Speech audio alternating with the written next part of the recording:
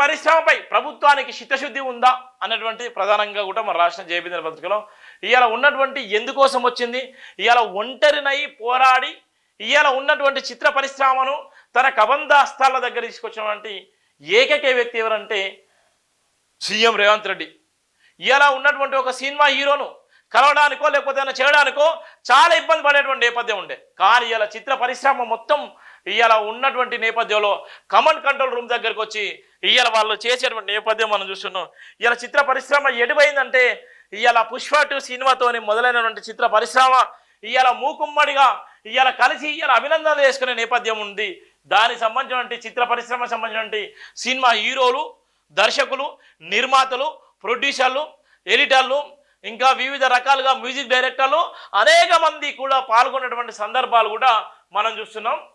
సమస్యల పరిష్కారానికి మంత్రివర్గ ఉపసంఘం నియమిస్తాం, సమాజ భాగం కొరకు ప్రభుత్వానికి సహకరించాల్సిందే, చిత్ర పరిశ్రమ ప్రతి సమస్యను పరిష్కరిస్తాం, తెలుగు జాతికే కాకుండా ఇతర భాషలను చేరువయ్యేలా ప్రభావితం చేద్దాం, సినీ పరిశ్రమ పెద్దమ్మ ప్రభుత్వం అన్ని విధాలుగా సహకరిస్తుంది, డ్రగ్స్, గంజాయి, మాదక ద్రవ్యాలకు నిర్మాణకు చిత్ర పరిశ్రమ బాధ్యత ఉంది. సినీ ప్రముఖుల సమీక్షలో సీఎం రేవంత్ రెడ్డి చెప్పినటువంటి వాక్యాలు. తెలంగాణ రాష్ట్రం పురోభివృద్ధి సాధించడంలో ఇన్ఫర్మేషన్ టెక్నాలజీ, ఫార్మా రంగాలతో పాటు సినిమా పరిశ్రమకు కూడా ప్రజాప్రభుత్వం తగిన ప్రాధాన్యతను ఇస్తుందని ముఖ్యమంత్రి రేవంత్ రెడ్డి స్పష్టం చేశారు. తెలుగు సినిమా పరిశ్రమకు ఎదురయ్యే సమస్యల పరిష్కారానికి మంత్రివర్గ ఉపసంఘం నియమిస్తున్నట్టు ముఖ్యమంత్రి ప్రకటించారు. తెలుగు చిత్రసీమకు సంబంధించి అంశాలు చర్చించడానికి ముఖ్యమంత్రి, ఉప ముఖ్యమంత్రి బట్టి, మంత్రి కోమరుతో సినిమా పరిశ్రమకు చెందిన ముఖ్యులతో కమాండ్ కంట్రోల్ సెంటర్లో సమావేశమయ్యారు. ఈ సందర్భంగా ముఖ్యమంత్రి స్పందిస్తూ సమస్యల పరిష్కారానికి మంత్రివర్గ ఉపసంఘం ఏర్పాటు చేస్తామని చెప్పారు. సినిమా పరిశ్రమ అభివృద్ధి చెందడానికి ప్రజాప్రభుత్వం ప్రత్యేకంగా ప్రోత్సాహం అందిస్తుందని గుర్తు చేశారు. పరిశ్రమ పురోభివృద్ధికి ఒక సానుకూల వాతావరణం ఏర్పాటుకు సినీ పరిశ్రమ వైపు నుంచి కూడా ఒక కమిటీని ఏర్పాటు చేసుకోవాలని సూచించారు. ఈ సందర్భంగా ముఖ్యమంత్రి పలు విషయాలను చెప్పారు. తెలుగు సినిమా పరిశ్రమకు ప్రపంచవ్యాప్తంగా ఒక బ్రాండ్ క్రియేట్ చేయాలని నిర్ణయం తీసుకున్నాం. పరిశ్రమ బాగుండాలని కోరుకుంటున్నాం. సినీ రంగానికి హైదరాబాద్ ఒక కేంద్ర బిందుగా ఉండాలా. హాలీవుడ్, బాలీవుడ్ సైతం హైదరాబాద్ వచ్చేలా చర్యలు చేపడతాం. హైదరాబాద్లో పెద్ద సదస్సు నిర్వహించి ఇతర సినిమా పరిశ్రమలను ఆకట్టుకునే ప్రయత్నం చేస్తాం. ముంబైలో వాతావరణం కారణంగా బాలీవుడ్ అక్కడ స్థిరపడింది. దేశంలో కాస్మోపాలిటన్ సిటీలో సినిమా పరిశ్రమకు ఎదుగుదల. Hyderabad best city. తెలంగాణలో అవార్డులు ఇవ్వడం లేదని తెలిసి గద్దర్ గారు పేరు అవార్డును ఏర్పాటు చేశాం. ప్రభుత్వ సినిమా పరిశ్రమకు అనుసంధానకర్తగా ఉండేందుకు దిల్ రాజును ఎఫ్డీసీ చైర్మన్ గా నియమించాం. తెలంగాణలో ఎక్కడైనా షూటింగ్ చేసుకుని హైదరాబాద్కు 2 గంటల్లో రావచ్చు. తెలంగాణలో ఏకో టూరిజం, టెంపుల్ టూరిజాన్ని ప్రమోట్ చేయండి. పరిశ్రమను నెక్స్ట్ లెవెల్గా తీసుకెళ్లడమే మా ఉద్దేశం. గంజాయి, డ్రగ్స్ తో పాటు సామాజిక అంశాలపైన సినిమా పరిశ్రమ ప్రచారం చేయాలి. గతంలో సినిమా పరిశ్రమకు ఏం చేసినా కాంగ్రెస్ ప్రభుత్వాలే చేశాయి. సినిమా స్టూడియోలకు స్థలాలు, నిర్మాణాలు, నివాస స్థలాలు, ఫిలిం నగర్, చిత్రపురి కాలనీ కార్మికులకు ఇండ్లు, ఇతర సౌకర్యాలు కాంగ్రెస్ ప్రభుత్వాలు ఇచ్చాయి. ఆ వారసత్వాన్ని కొనసాగిస్తాం. సినిమా పరిశ్రమను ప్రోత్సహించడమే మా ముఖ్య ఉద్దేశం. ముఖ్యమంత్రిగా చట్టాన్ని అమలు చేయాల్సిన బాధ్యత నాపై ఉంటుంది. నాకు వ్యక్తిగత ఇష్టాలు లేవు. తెలుగు సినిమా పరిశ్రమ తెలుగుకే పరిమితం కాకుండా అన్ని భాషల సినిమాలకు నిర్మాణానికి అంతా కలిసి అభివృద్ధి చేద్దాం. మా ప్రభుత్వం సినిమా పరిశ్రమకి ఎల్లప్పుడూ అండగా ఉంటుంది.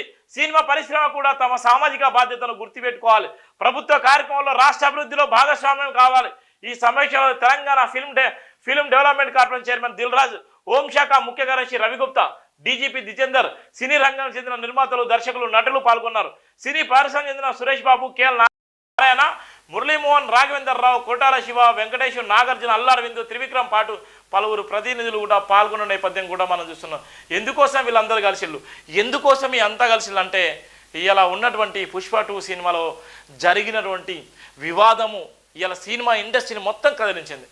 పుష్ప 2లో జరిగినటువంటి వివాదము ఎవరైతే రేవతి కుటుంబం రోడ్డు మీద పడ్డదో, రేవతి చనిపోయిన తర్వాత రేవతి విషయంలో ఇవాళ అల్లు అర్జున్ ఇవాళ 300 కోట్ల రూపాయల రెమ్యునేషన్ తీసుకున్నటువంటి భయంకరమైన పరిస్థితిలో ఇవాళ ఈ ఎస్సీ ఎస్టీ బీసీ మైనారిటీలో ఈ సినిమా చూడకపోతే, ఎస్సీ ఎస్టీ బీసీ మైనారిటీలో ప్రమోట్ చేయకపోతే ఇవాళ కోట్ల రూపాయలకు పడగలెత్తినటువంటి సినీ తారలు, సినీ ఇండస్ట్రీ ఇక్కడ ఉండేదనా? ఒక్కడన్నా తెలుగోడు ఉన్నాడా? ఒక్కడన్నా దళితుడున్నాడా? ఒక్కడన్నా బీసీ బిడ్డ ఉన్నాడా? ఒకరైనా నిజంగా ఏ జాతికి సంబంధించిన వాళ్ళు ఎక్కున్నారు? ఇవాళ ఏ సామాజిక కోణంలో ఇవాళ వీళ్ళందరూ పరిపాలిస్తున్నారు. వీళ్ళ దగ్గర వేల కోట్ల రూపాయలు ఉన్నప్పటికీ ఇవాళ రేవతి కుటుంబానికి ఇవాళ డబ్బులు ఇవ్వడానికి ఇవాళ ముందుకు రానటువంటి జాతి ఈ సినీ పరిశ్రమ జాతి. ఒక్కొక్కరి దగ్గర బ్లాక్ మనీ కోట్ల రూపాయలు ఉన్నాయి. ఒక సినిమా ఇస్తే 100 కోట్లు సంపాదించేటువంటి సినీ తారలు. ఈ సినీ తారల ఇంట్లో కోట్ల రూపాయల విలువైనటువంటి ఇండ్లను కట్టుకొని ఇవాళ పేదలు చూసేటువంటి సినిమాను పేదవాళ్ళకు పంచిపెట్టేటువంటి నేపథ్యం లేదు. అందుకోసమే ముఖ్యమంత్రి గారు ఇవాళ ఏదైతే మీరు సినిమాలు ఇస్తున్నారో ఆ సినిమాలు ఇచ్చే క్రమంలో ఇవాళ డ్రగ్స్కి బానిసలు అయ్యేటువంటి పరిస్థితి ఉన్నటువంటి వాళ్ళ గురించి చెప్పండి. ఇవాళ ఏదైతే ఏక టూరిజం ఉందో ఆ టూరిజం గురించి చెప్పండి. అనేకమైన అంశాలను ఇవాళ ప్రభావితం అయ్యేటువంటి పరిస్థితిలో ఇవాళ మీరు సినీ హీరోలుగా ఉన్నటువంటి సందర్భం ఉంది కాబట్టి ఇలా సమాజాన్ని కూడా ప్రభావితం అయ్యేటువంటి సందర్భాలు కూడా మీరు చూసుకోవాలని కూడా చెప్పిన నేపథ్యం కూడా మనం చూస్తున్నాం.